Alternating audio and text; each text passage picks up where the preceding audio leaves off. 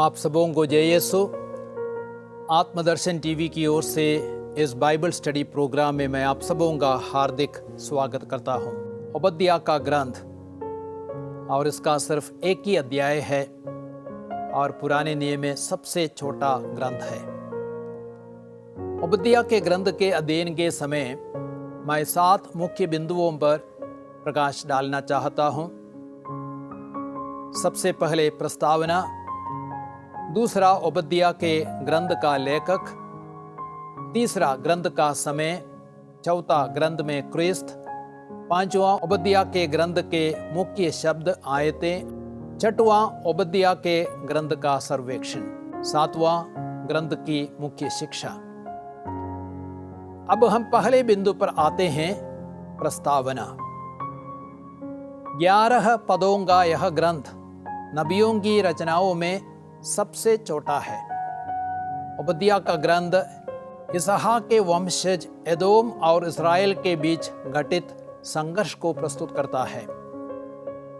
जब इस्राएली मरुभूमि में यात्रा कर रहे थे, एदोम ने इस्राएलियों की मदद करने से इनकार किया। गणना ग्रंथ अध्याय 20 वाक्य संख्या 14 से 21 तक में इस बात को आप पढ़ सकते हैं। और बाद में भी एदोम ने जब बाबुल द्वारा यहूदा का विनाश किया गया था, उस समय आनंद मनाया। ओबद्याह का ग्रंथ पद 12। इसलिए ओबद्याह एदोम की कठोरता एवं घमंड की निंदा करता है। नबी यरूशलेम के अवशिष्ट निवासियों का संबोधन कर आक्रमणकारी एदोम की भर्त्सना करते हैं। पद 2 से 9 तक। अब एदोम यरूशलेम की विपत्तियों पर आनंदित है, किंतु उसका भी विनाश होगा। पद 10 से 15 तक। वह दिन आएगा जब यरूशलेम एदोम पर विजयी होकर राज्य करेगा। पद 16 से 21 तक। अब हम दूसरे बिंदु पर आते हैं, ओबद्याह के ग्रंथ का लेखक। ओबद्याह एक अनजान नबी था जो संभवतः यहूदा में निवास करता था। उसके पिता, उसके परिवार या शहर के बारे में कोई जानकारी नहीं है। इब्रानी में ओबद्याह का अर्थ है यहोवा का आराधक या यहोवा का सेवक।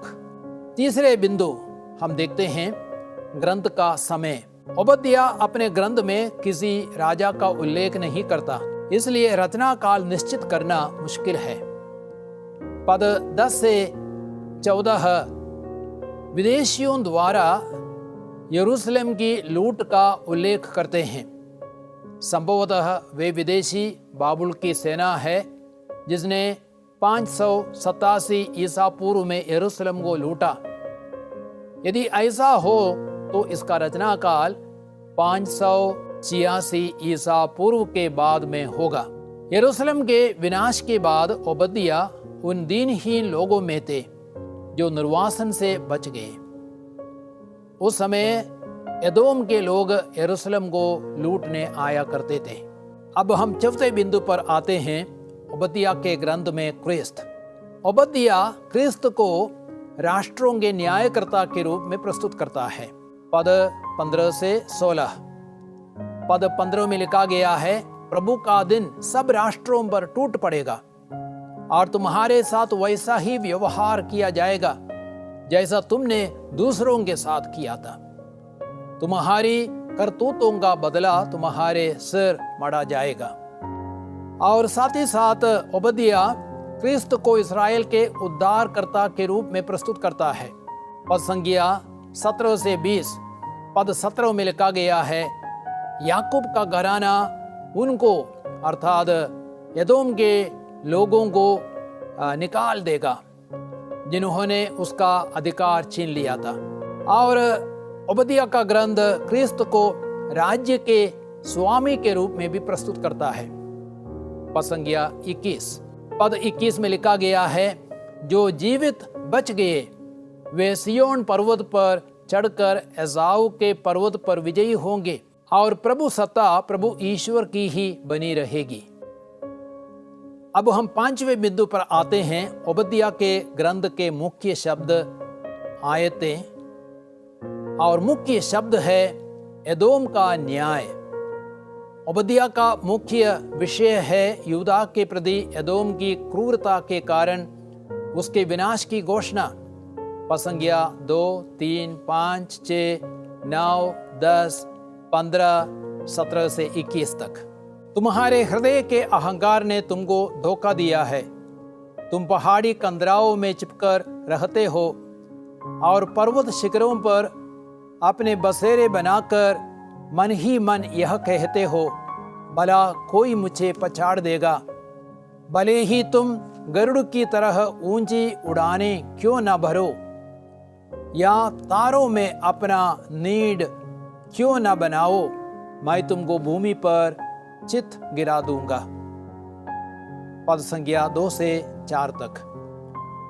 याकूब के घराने द्वारा एदोम का विनाश निश्चित है। पद 17, 18 और 21। ओबद्याह का दूसरा विषय है इज़राइल का भावी पुनरुद्धार और विधान के प्रति प्रभु की वफादारी। पद संज्ञा 19 से 21। अब हम देखते हैं मुख्य आयतें। पद 10 में लिखा गया है, तुमने अपने भाई याकूब के साथ हिंसात्मक व्यवहार किया था, इसलिए तुमको लज्जा से सिर झुकाना पड़ेगा और सत्यानाश सहना पड़ेगा। पद 21 भी एक मुख्य पद है। वहां भी लिखा गया है, जो जीवित बच गए वे सिय्योन पर्वत पर चढ़कर एसाऊ के पर्वत पर विजयी होंगे और प्रभु सत्ता प्रभु ईश्वर की ही बनी रहेगी। अब हम 6वें बिंदु पर आते हैं, ओबद्याह का सर्वेक्षण। ओबद्याह का ग्रंथ एदोम के न्याय के विषय में बहुत ही शक्तिशाली संदेश देता है और एदोम के पूर्ण विनाश की घोषणा करता है। ओबद्याह के ग्रंथ के 2 भाग है। पहला भाग एदोम के विनाश की घोषणा, पद 1 से 18 तक। ओबद्याह का पहला भाग यह स्पष्ट करता है कि एदोम का विनाश निश्चित है, क्योंकि उसके हृदय में अहंकार है। पर्वत शिखरों पर बसे रहने के कारण वह सोचता था कि वह सुरक्षित है और कोई उस पर विजयी नहीं हो सकता है। पद संज्ञा 3। एदोम का मुख्य अपराध यह था कि उसने यूदा के विनाश पर आनंद मनाया, जबकि इसहाक के वंशज होने के कारण उसे यूदा का साथ देना था। पद 10 से 14। दूसरा भाग है इज़राइल के पुनरुद्धार की घोषणा, पद 19 से 21 तक।